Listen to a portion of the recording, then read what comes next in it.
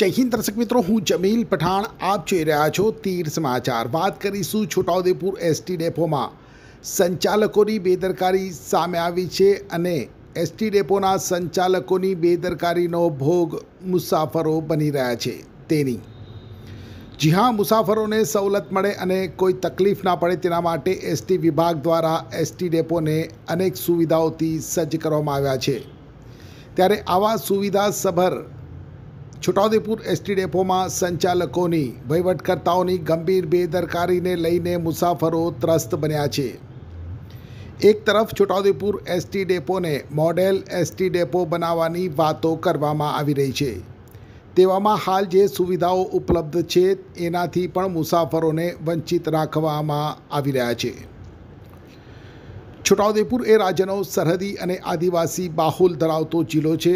છોટાઉદેપુર સહિત મધ્યપ્રદેશમાંથી મોટી સંખ્યામાં આદિવાસી શ્રમિકો પરિવાર સાથે સૌરાષ્ટ્ર, કચ્છ અને દક્ષિણ ગુજરાતમાં જતા હોય છે અને એટલે જ છોટાઉદેપુર એસટી ડેપોમાંથી સૌરાષ્ટ્ર, કચ્છ અને દક્ષિણ ગુજરાતમાંથી એસટી બસોની મોટી માત્રામાં અવરજવર થાય છે અને તેને લઈ છોટાઉદેપુર એસટી ડેપોમાં 24 કલાક મુસાફરોનો જમાવડો જોવા મળે છે।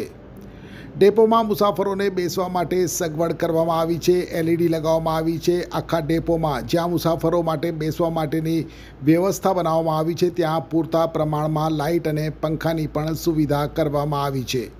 પીવાના શુદ્ધ ફિલ્ટર અને ઠંડા પાણી માટેની પણ વ્યવસ્થા કરાઈ છે, પરંતુ છોટાઉદેપુર એસટી ડેપોના વહીવટકર્તાઓ આ સુવિધાઓ અહીં આવતા આદિવાસી મુસાફરો ભોગવે તે તેમને મંજૂર નથી અને એટલે જ એસટી ડેપોમાં લાગેલ તમામ પંખા બંધ કરી દેવામાં આવે છે, જેને લઈ હાલની કાળઝાળ ગરમીમાં મુસાફરો ત્રાહિમામ પોકારી ઉઠ્યા છે।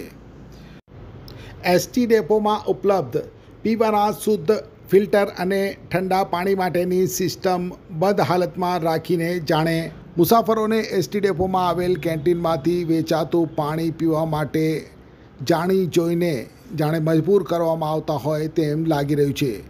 જોકે પીવાના પાણી માટેની મુસાફરોની ફરિયાદને લઈ મીડિયાએ ઉજાગર કર્યા બાદ પાણી તો શરૂ કરાયું, પણ પંખા ચાલુ કરવામાં નથી આવતા। મન ફાવે ત્યારે ચાલુ કરે અને મન ફાવે ત્યારે બંધ કરી દેવાય છે અને રાત્રિ દરમિયાન તો હાવ બંધ કરી દેવાય છે।